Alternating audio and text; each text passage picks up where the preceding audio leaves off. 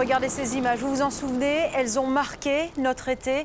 Ce gigantesque incendie en Californie a ravagé 76 000 hectares dans le parc de Yosemite aux États-Unis. C'est pour vous donner une idée, 5 fois la taille de Bruxelles. Et encore aujourd'hui, après 3 semaines de lutte, les 4 000 pompiers ne sont parvenus à maîtriser que 60% du brasier. Au niveau aérien, seul l'atterrissage raté d'un Boeing à San Francisco le 7 juillet dernier a attiré l'attention cet été. La compagnie sud-coréenne Asiana Airlines a annoncé 3 morts et 180 blessés.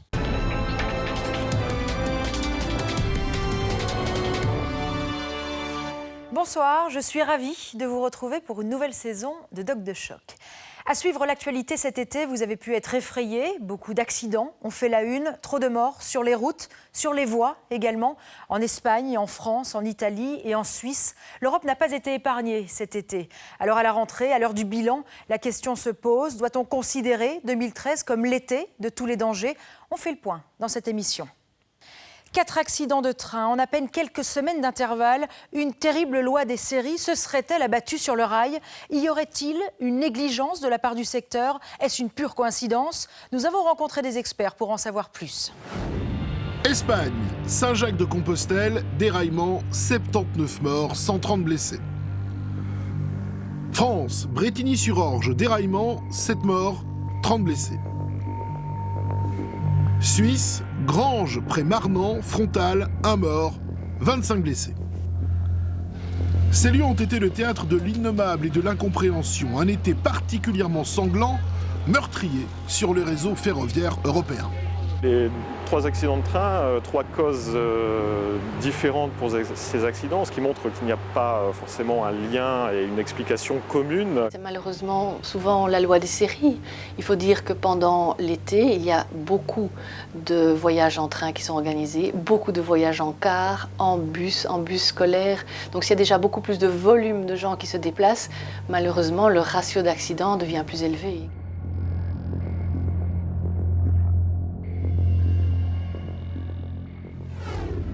25 juillet 2013, le choc lorsqu'on apprend à la radio et à la télévision les conséquences dramatiques de l'accident ferroviaire de Saint-Jacques-de-Compostelle, survenu la veille.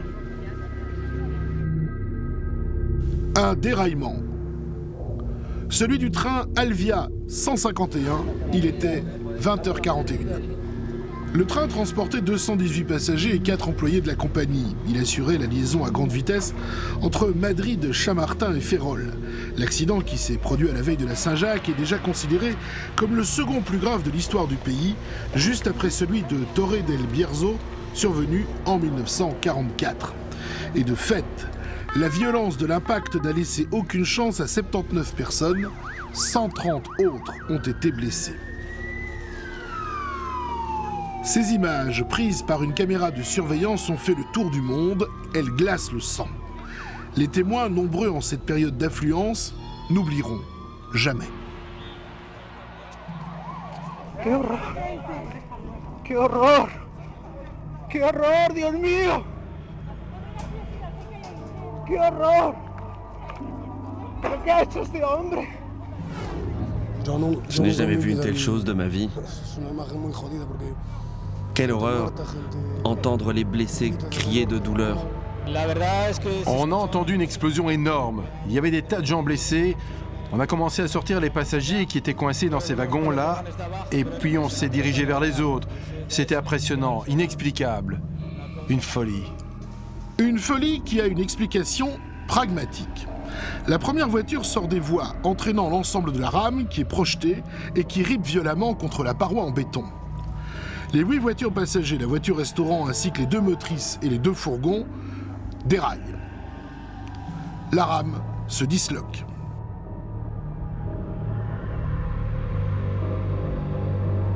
Un mot revient régulièrement, la vitesse.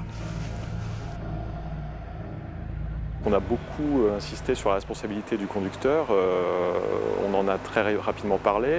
Toute la presse espagnole a rapidement pointé du doigt le comportement de ce conducteur, notamment à l'extérieur de son travail, en postant des records de vitesse sur Internet. C'est un chauffeur de train à haute vitesse, donc certainement qu'il aime la vitesse importante. Cette personne n'avait rien à se reprocher dans son passé, que c'était quelqu'un qui faisait son travail d'une façon parfaite. 5 jours après la tragédie, le tribunal de Galice livre ses premières conclusions. Francisco José Garçon Amo, le conducteur, roulait à 153 km/h dans ce virage où la vitesse est limitée à 80. Pourquoi prendre un tel risque? Pourquoi une telle inconscience? Lors d'une audition, il reconnaîtra avoir eu un moment de distraction, ne pas avoir freiné à temps, sans toutefois pouvoir expliquer les raisons de son geste. Il faut prendre un petit peu plus de recul et se poser la question du rôle du gestionnaire d'infrastructure sur les systèmes qui permettent normalement de pallier tout défaut de vigilance de la part du conducteur. En effet, ce tronçon n'était pas équipé du système européen de surveillance du trafic ferroviaire qui permet la limitation automatique de la vitesse. Conséquence, 79 morts. Bilan tragique également, après le déraillement survenu le 12 juillet en gare de Bretigny. Ici, la vitesse n'est pas en cause. La cause semble être une éclisse, une pièce métallique qui maintient 2 rails qui se seraient désolidarisés pour aller se loger au cœur d'un aiguillage qui permet de changer de voie. Et cette pièce-là, lors du passage du train, aurait entraîné le déraillement de plusieurs voitures. À la suite de cette défaillance purement technique, plusieurs voitures du train sont sorties de la voie, entraînant la mort de 7 personnes. Le convoi, tracté par la locomotive BB 26005, transportait 385 personnes. Il assurait la liaison entre la gare de Paris-Austerlitz et celle de Limoges-Bénédictin. Pendant les 30 premières minutes, c'était un trajet tout à fait normal de train, tout se passait bien. Et puis au bout d'un moment, le train commence à se surélever en fait. C'est parti comme ça et puis je me suis accroché au fauteuil. Et puis après, il faut que ça s'arrête. On se dit, ça y est, on va aller dans le décor. C'est fini. Je sais même pas comment exactement ça s'est passé. Et on s'est retourné, le train s'est arrêté. Et en fait, on a regardé derrière nous, le train était couché. Et il y a 3 autres voitures en fait, qui se sont encastrées. Ces images amateurs témoignent de l'émotion ressentie par les badauds et les vacanciers présents en gare de Bretigny ce jour-là, quelques minutes à peine après le drame. Alors qu'au même moment, le plan rouge organisant les services de secours est déployé pour aider et soigner les victimes au plus vite. 300 pompiers, 20 équipes médicales et 8 hélicoptères participent à la prise en charge des passagers. Le président François Hollande s'est quant à lui rendu sur les lieux le soir même pour rendre visite aux 30 blessés.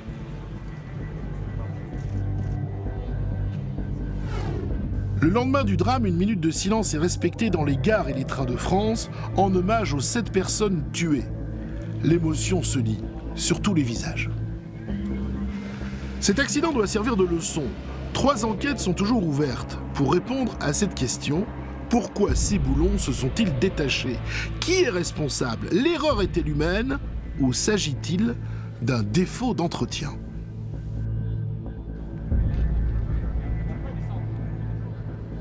On constate qu'il y a une corrélation entre la sécurité et la rentabilité. La sécurité est quelque chose qui reste en tête des préoccupations de tous les acteurs du ferroviaire. Maintenant, et chaque fois, à chaque accident, l'infrastructure ferroviaire est très active et très dynamique, elle cherche des solutions. Des solutions. Le secteur ferroviaire suisse en cherche certainement en ce moment même, après l'accident de train survenu le 29 juillet à Granges, près Marnan, dans le canton de Vaud. J'ai entendu le train siffler. Et puis après un gros boom, et puis je suis sorti regarder, et puis voilà, les 2 trains sont rentrés en collision frontale, et puis je suis venu donner un coup de main pour les premières victimes, les premiers blessés. Une collision frontale entre 2 trains régionaux qui a coûté la vie du conducteur, un Français âgé de 24 ans, mort sur le coup après avoir freiné au maximum. C'est la première fois en 25 ans qu'un conducteur de train meurt en service en Suisse. Le conducteur est un homme et toute défaillance est toujours possible. Les systèmes de sécurité, de toute manière, sont là. Une erreur humaine, le chauffeur est responsable. Le chauffeur est l'employeur, puisque l'employeur donne toute la responsabilité au chauffeur en lui disant « Je pense que tu es apte à conduire, que tu es apte à faire ton travail, apte à recevoir cette responsabilité d'avoir X passagers qui sont sous sous ta responsabilité. Le moindre problème, c'est un peu à cause de lui. Mais bon, personne n'est parfait, donc on ne peut pas jeter la pierre, mais en tout cas, tous les moyens doivent être mis en place afin d'éviter les erreurs humaines. L'Europe a donc eu son lot de drames, mais un autre accident ferroviaire a marqué les esprits cet été. Direction le Canada, nous sommes le 6 juillet à Lac-Mégantic, une municipalité de la région de l'Estrie au Québec. Le déraillement d'un convoi à la dérive de 72 wagons-citernes contenant du pétrole provoque explosion et incendie. Le centre-ville se métamorphose en enfer. Une quarantaine d'édifices, dont la bibliothèque municipale, seront détruits. Mais surtout, le bilan est effroyable. 47 personnes tuées parmi la population de la ville. Il faudra plus d'une semaine pour procéder à l'identification des corps. La température a atteint 3000 degrés au centre du brasier. Mais qui est vraiment responsable de cet accident, le pire survenu au Canada ces dernières décennies? Difficile de répondre à cette question, d'autant que la société ferroviaire américaine en cause a déposé son bilan le mois dernier. L'enquête est toujours en cours. Ces accidents restent exceptionnels, il ne faut pas avoir peur de prendre le train. Le train est un des moyens les plus sûrs. Vous voyez des images horribles avec directement 50, 30 morts, des décès, des draps, des corps sous les draps, le long de la route, le long des rails. Ce sont des images insoutenables qui marquent les gens. Vous savez, il y a une moyenne d'environ 800 décès sur nos routes en voiture individuelle. Donc il faut relativiser.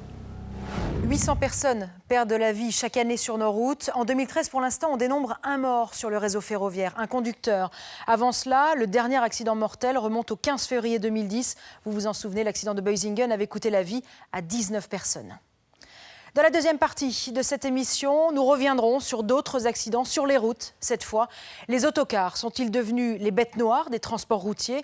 En 2013, a-t-on toutes les raisons d'être inquiet quand notre enfant monte dans un bus? Eh bien, on en parle juste après la pub.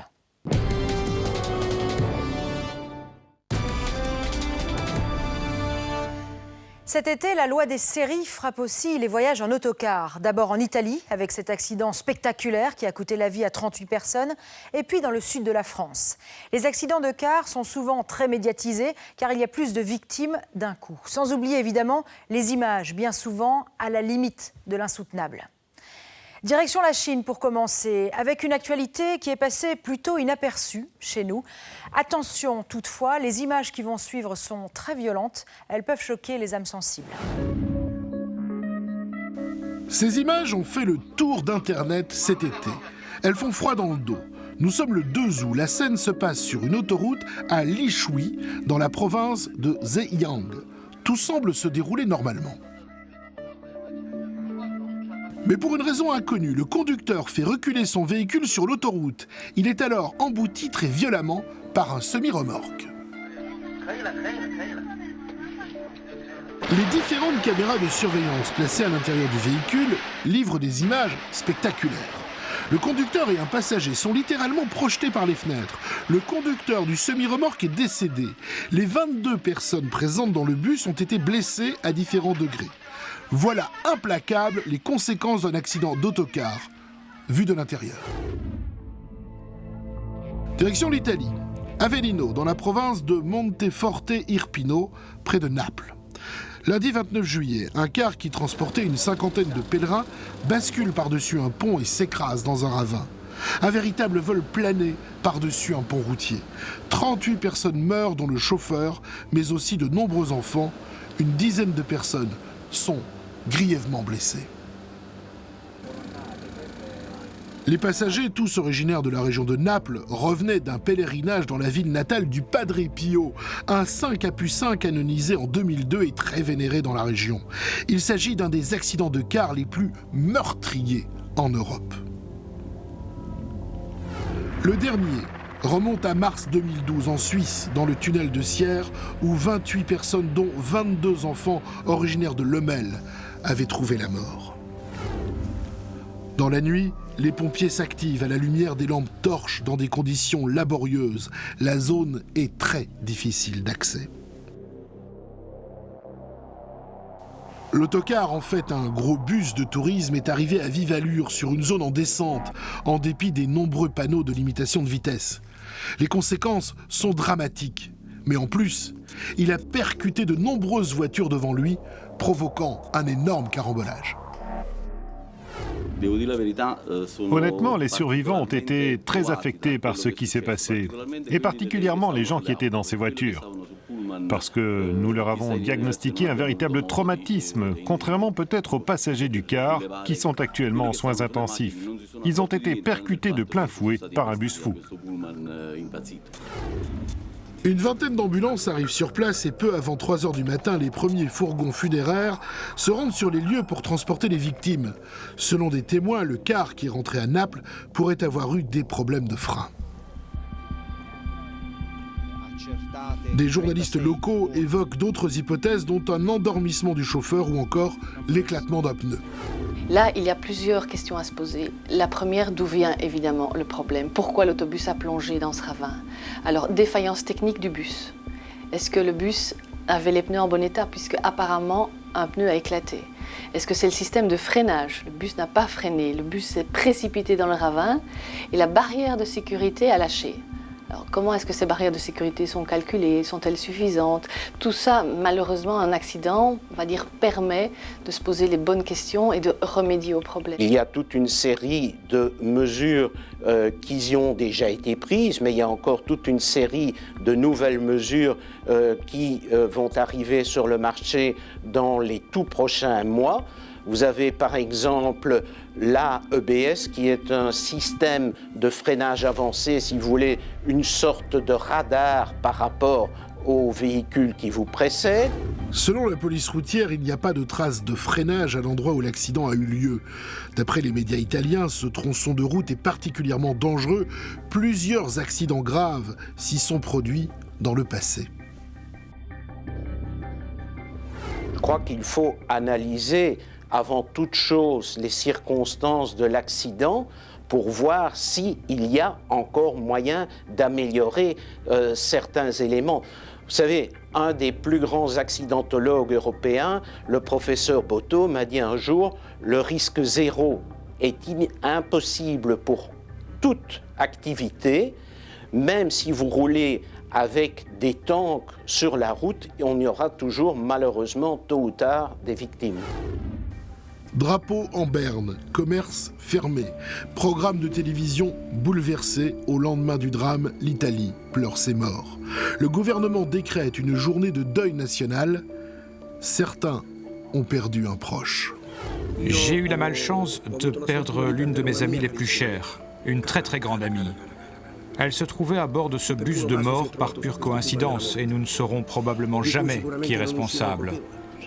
Je suis bouleversé par ce qu'il s'est produit. Rien de tout cela n'est jamais arrivé à Pozzuoli et je suis vraiment en colère. Le même jour, les funérailles des 38 victimes. Des centaines de personnes ont fait le déplacement par solidarité. À la fin de la cérémonie, certains parents, assaillis par la tristesse, s'agrippent au cercueil recouvert de fleurs. L'heure est au recueillement. L'enquête démarre. Elle porte entre autres sur l'éventuelle responsabilité du chauffeur. Une autopsie a été réalisée pour vérifier si ce dernier avait pris des drogues ou de l'alcool, ou encore s'il a été pris d'un malaise. Bon nombre d'accidents, déjà sur nos routes au niveau individuel, sont dus à des endormissements, à des malaises, à des petites chutes de tension, mais au niveau d'un transport en commun où vous avez une centaine de personnes dans votre car, vous avez des centaines de personnes dans votre train, si la même personne qui a toute cette responsabilité a une défaillance médicale, on va dire, l'impact et les conséquences seront beaucoup plus graves. L'autocar n'est certainement pas la bête noire. L'autocar est et reste le mode de transport le plus sûr au niveau transport routier. C'est simplement le résultat d'énormément d'efforts de la part des opérateurs, aussi bien au niveau de la formation des conducteurs qu'au niveau des normes de construction, d'équipement et de maintenance des véhicules. 11 août 2013, sud de la France, à hauteur de Fitou. Il est 1h30 du matin lorsqu'un car transportant 44 personnes de nationalité française, espagnole et ukrainienne fait une sortie de route. Le véhicule dévale une dizaine de mètres après être passé par-dessus une barrière de sécurité pour finir immobilisé en contrebas. 2 personnes meurent, une Espagnole de 55 ans et un Français de 54 ans. Une trentaine d'autres sont blessés, dont une grièvement. On avait peur, il y avait des morts, les pauvres, donc, et il y a des blessés. Moi aussi, là, je suis blessée un petit peu. Là, j'ai un truc là, gonflé, j'ai des bleus partout, j'ai trop mal et tout. Je crois, moi, à mon avis, le chauffeur, il était en train de dormir. Très rapidement, les soupçons se portent sur le conducteur. Il sera placé en garde à vue. Mais dès le lendemain, il passera du statut de suspect à celui de victime. Un passager avouera être à l'origine du drame. On a un citoyen ukrainien qui, mu par un besoin pressant, a demandé au chauffeur de car de s'arrêter et visiblement n'a pas supporté qu'on lui oppose un refus et a tiré sur le volant pour contraindre ce car à s'arrêter. Il était l'objet de bouffées délirantes depuis un certain temps et en tout cas au moment de l'accident il était victime de bouffées délirantes de type paranoïaque. Ce drame nous montre qu'un accident d'autocar ne résulte pas forcément d'une défaillance technique, d'un manque d'entretien et n'implique pas automatiquement la responsabilité du chauffeur. Au regard de ces 2 événements, peut-on affirmer que le transport par autocar est devenu moins sûr ? 1 ou 2 événements pareils sont de nature à fausser fondamentalement les statistiques qu'on pourrait avoir à l'égard de ce mode de transport qui, rappelons-le, reste, au même titre d'ailleurs que l'avion et le train, nettement plus sécurisant que l'utilisation de la voiture privée. Les moyens de transport en commun, autobus, train, avion, sont des moyens très sûrs. Donc il ne faut surtout pas tomber dans une phobie en disant « je n'utilise plus aucun moyen de transport ». Vous savez, les statistiques se font sur base annuelle. Nous sommes actuellement début septembre. Je crois qu'il est en effet prématuré de dire 2013 a été une mauvaise année. Attendons de voir ce qui se passera encore au cours des presque 4 mois qui nous restent d'ici la fin de l'année. C'est la fin de cette émission. Je vous donne rendez-vous dimanche prochain. Passez une excellente semaine. Au revoir.